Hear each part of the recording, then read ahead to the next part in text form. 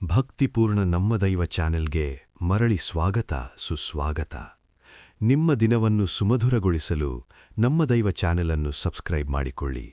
ಬನ್ನಿ, ಜೊತೆಯಾಗಿ ಮುಂದೆ ಸಾಗೋಣ. ಒಂದಾನೊಂದು ಕಾಲದಲ್ಲಿ ಕರ್ನಾಟಕದ ಒಂದು ಸಣ್ಣದಾದರೂ ಶಾಂತವಾದ ಹಳ್ಳಿಯಲ್ಲಿ ಶಿವರಾಮಯ್ಯ ಎಂಬ ಒಬ್ಬ ಸರಳ ರೈತ ವಾಸಿಸುತ್ತಿದ್ದ. ಅವನ ದಿನಚರಿ ಸೂರ್ಯೋದಯದೊಂದಿಗೆ ಆರಂಭವಾಗುತ್ತಿತ್ತು. ಊರಿನ ಎಲ್ಲರೂ ಅವನನ್ನು ಸೂರ್ಯನಂತೆ ಸಮಯಪಾಲಕ ಎಂದು ಕರೆಯುತ್ತಿದ್ದರು.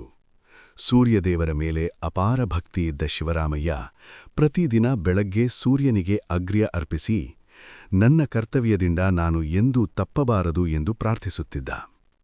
ಅವನಿಗೆ ಜೀವನದಲ್ಲಿ ದೊಡ್ಡ ಸಂಪತ್ತೂ ಇರಲಿಲ್ಲ.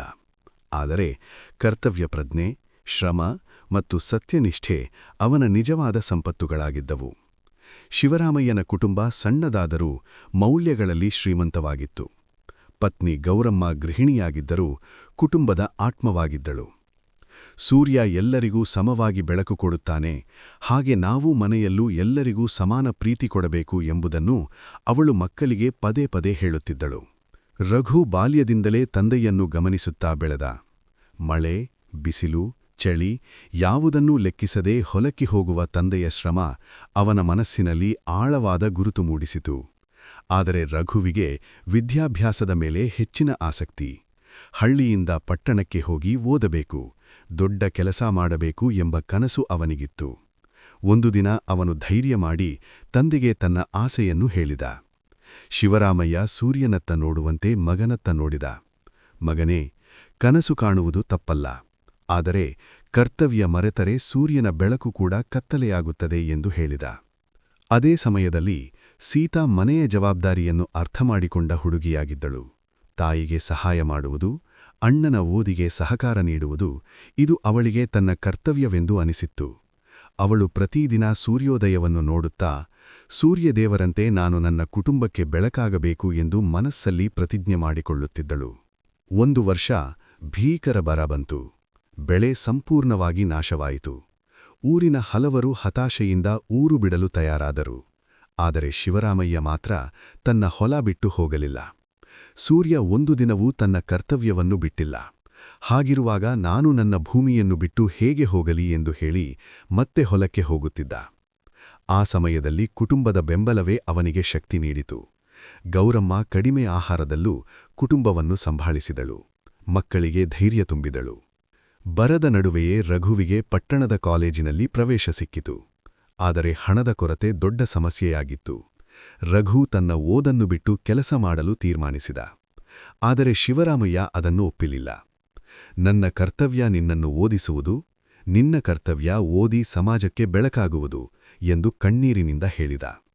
ತನ್ನ ಹಳೆಯ ಜಮೀನಿನ ಒಂದು ಭಾಗವನ್ನು ಮಾರಿದರೂ ಮಗನ ಶಿಕ್ಷಣವನ್ನು ಮುಂದುವರಿಸಿದ. ಅದು ಸೂರ್ಯದೇವರ ತ್ಯಾಗದಂತೆಯೇ ಕುಟುಂಬಕ್ಕಾಗಿ ಮಾಡಿದ ತ್ಯಾಗವಾಗಿತ್ತು.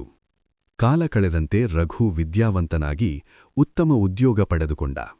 ಪಟ್ಟಣದಲ್ಲಿ ಸುಖಕರ ಜೀವನ ಅವನ ಮುಂದೆ ತೆರೆದರೂ ಅವನು ತನ್ನ ಮೂಲವನ್ನು ಮರೆತಿಲ್ಲ. ಪ್ರತಿದಿನ ಕೆಲಸಕ್ಕೆ ಹೋಗುವ ಮುನ್ನ ಸೂರ್ಯನಿಗೆ ನಮಸ್ಕರಿಸಿ ತಂದೆಯ ಶ್ರಮವನ್ನು ನೆನಪಿಸಿಕೊಳ್ಳುತ್ತಿದ್ದ. ನನ್ನ ಯಶಸ್ಸಿನ ಹಿಂದೆ ನನ್ನ ತಂದೆಯ ಕರ್ತವ್ಯ ಪ್ರಜ್ಞೆಯಿದೆ ಎಂದು ಮನಸ್ಸಲ್ಲಿ ಒಪ್ಪಿಕೊಂಡಿದ್ದ. ಸೀತಾ ಮೀನ್ವೈಲ್ ಶಿಕ್ಷಕಿಯಾಗಿ ಕೆಲಸ ಆರಂಭಿಸಿದಳು. ಹಳ್ಳಿಯ ಮಕ್ಕಳಿಗೆ ವಿದ್ಯೆಯ ಬೆಳಕು ನೀಡುವುದು ಅವಳ ಕನಸಾಗಿತ್ತು.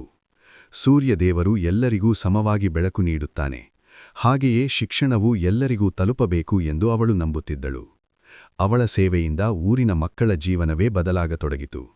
ವಯಸ್ಸಾದ ಶಿವರಾಮಯ್ಯ ಒಂದು ದಿನ ಹೊಲದ ಅಂಚಿನಲ್ಲಿ ಕುಳಿತು ಸೂರ್ಯಾಸ್ತವನ್ನು ನೋಡುತ್ತಾ ತನ್ನ ಜೀವನವನ್ನು ನೆನಪಿಸಿಕೊಂಡ.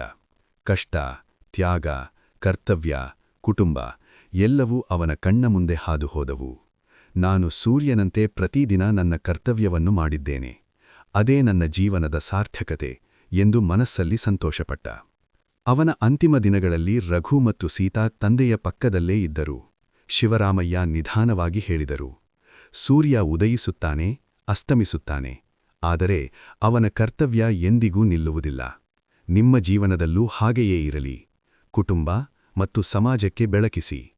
ಆ ಮಾತುಗಳು ಮಕ್ಕಳ ಹೃದಯದಲ್ಲಿ ಶಾಶ್ವತವಾಗಿ ಅಚ್ಚುಕಟ್ಟಾದವು. ಶಿವರಾಮಯ್ಯನ ನಂತರವೂ ಆ ಕುಟುಂಬ ಸೂರ್ಯದೇವರ ಪ್ರಭಾವದಂತೆ ಬದುಕಿತು. ಕರ್ತವ್ಯ ಪ್ರಜ್ಞೆ, ತ್ಯಾಗ ಮತ್ತು ಕುಟುಂಬದ ಪ್ರೀತಿ ಇವೇ ಅವರ ನಿಜವಾದ ಪೂಜೆಗಳಾದವು. ಸೂರ್ಯದೇವರು ಕೇವಲ ಆಕಾಶದಲ್ಲಲ್ಲ, ಅವರ ಬದುಕಿನ ಪ್ರತಿದಿನದ ಕಾರ್ಯಗಳಲ್ಲಿ ಜೀವಂತನಾಗಿದ್ದರು. ಸಂದೇಶ: ಸೂರ್ಯದೇವರು ನಮಗೆ ಕಲಿಸುವ ಪಾಠ ಒಂದೇ: ಕರ್ತವ್ಯದಿಂದ ಹಿಂದೆ ಸರಿಯದೆ ಕುಟುಂಬ ಮತ್ತು ಸಮಾಜಕ್ಕೆ ಬೆಳಕಾಗುವುದು. ಆ ಬೆಳಕೇ ಜೀವನದ ನಿಜವಾದ ಅರ್ಥ.